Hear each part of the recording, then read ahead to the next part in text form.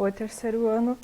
Neste vídeo vocês irão acompanhar a correção das atividades que vocês realizaram na quinzena anterior sobre a distância entre dois pontos.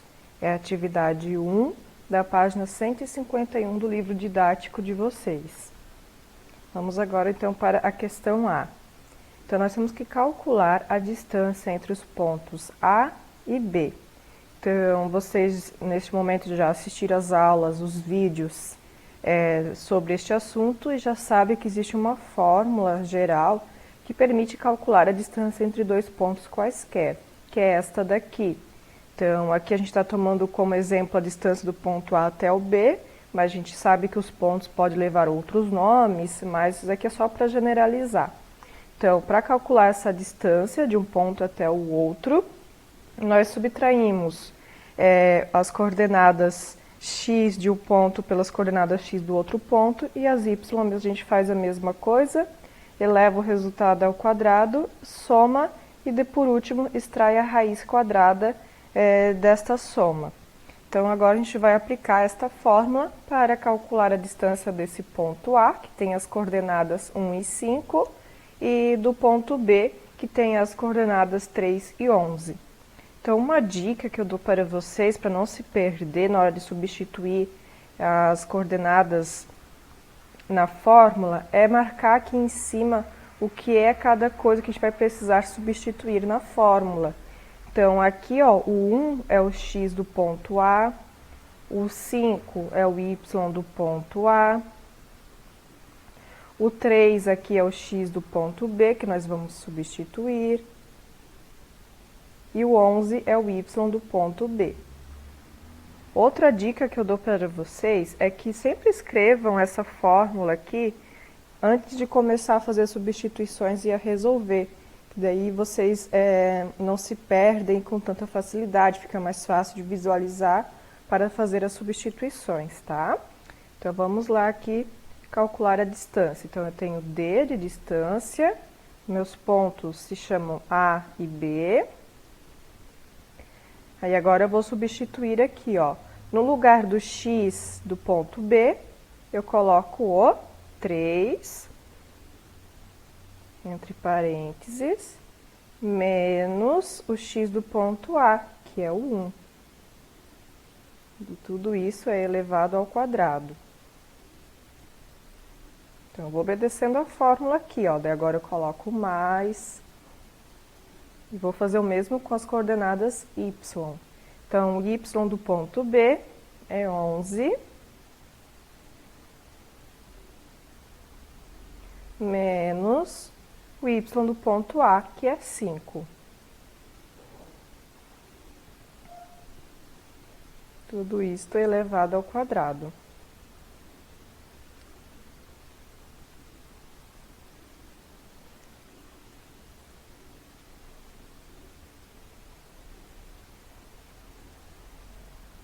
Agora que a gente fez as substituições, nós vamos começar a resolver.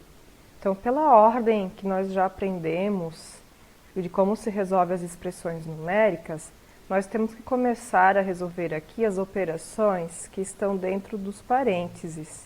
Então, a gente vai primeiro fazer essas subtrações que se encontram dentro dos parênteses. Então, aqui 3 menos 1 é igual a 2.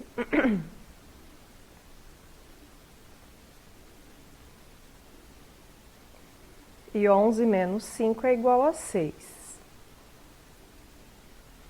Aí agora, na próxima linha, eu posso resolver as potenciações. Quem gosta de ser mais direto, de não ficar escrevendo tanto, até pode resolver a subtração e a potenciação mentalmente e já colocar a resposta diretamente, sem precisar ficar escrevendo essa parte aqui, ó. Mas a professora sempre vai fazer detalhadinho para vocês, para a gente poder acompanhar certinho, passo a passo. Então, eu resolvo as potenciações. 2 ao quadrado é igual a 4.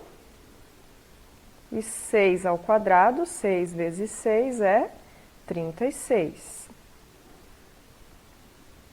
Aí, agora eu resolvo esta adição do 4 com o 36, que resulta em 40.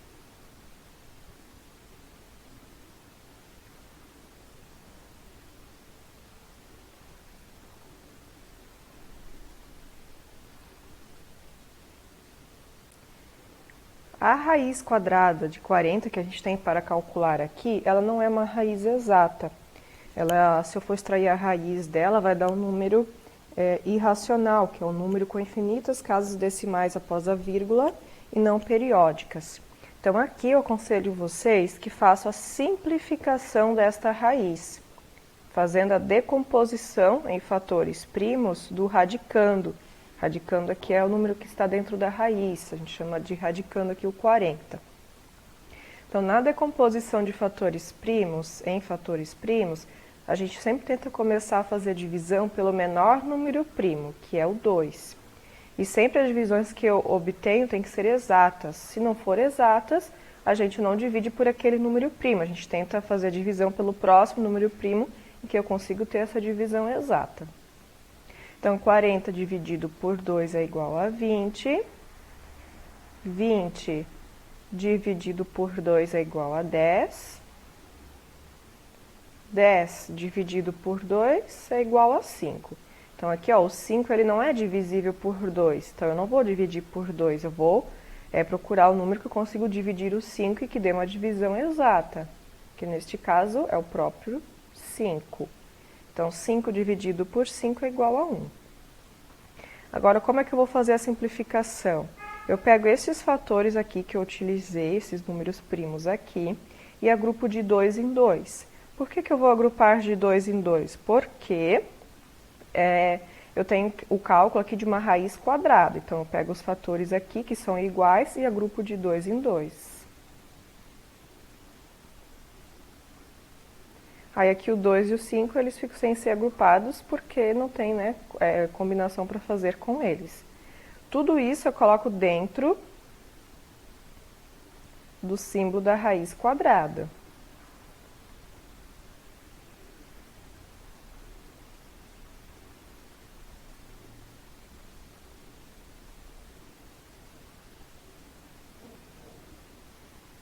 Aí o que acontece? O fator que eu tenho aqui dentro da raiz, que tem o expoente igual ao índice desta raiz, que no caso é o 2, eu consigo eliminar aqui esse expoente e retirar um fator de dentro do radicando. Consigo retirar este 2 de dentro do radicando, de dentro da raiz, no caso. E esses dois números que sobram, 2 vezes 5, eu apenas multiplico. Ele continua dentro da raiz, só que eu resolvo aqui a multiplicação. Então, a raiz quadrada de 40 é igual a 2 vezes a raiz quadrada de 10. Aí aqui a questão não está dando uma unidade de medida, se é centímetros, se é metros ou alguma outra unidade de medida. Então, a gente coloca aqui unidades. Sempre que a questão não especificar qual que é a unidade de medida, a gente coloca unidades, que são uma certa quantidade de unidades. Professora, poderia deixar a resposta assim, raiz quadrada de 40? Não, tá? Sempre que a raiz não for exata, mas ela dá para simplificar, vocês devem fazer a simplificação dessa raiz.